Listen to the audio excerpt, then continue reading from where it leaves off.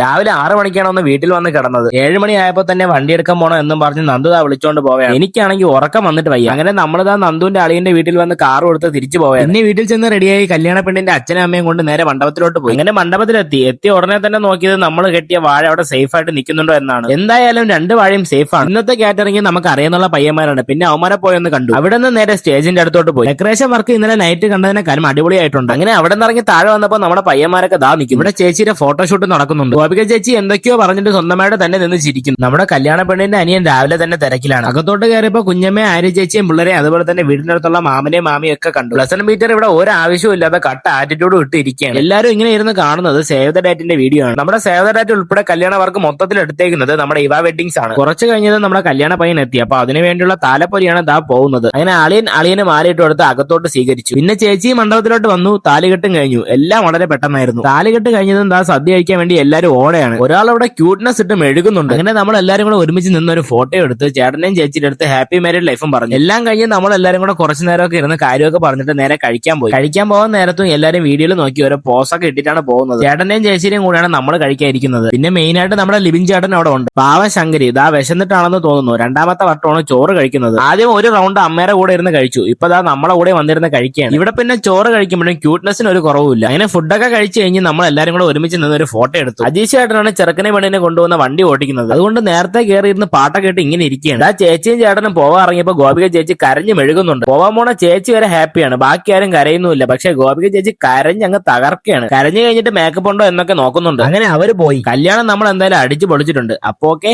By.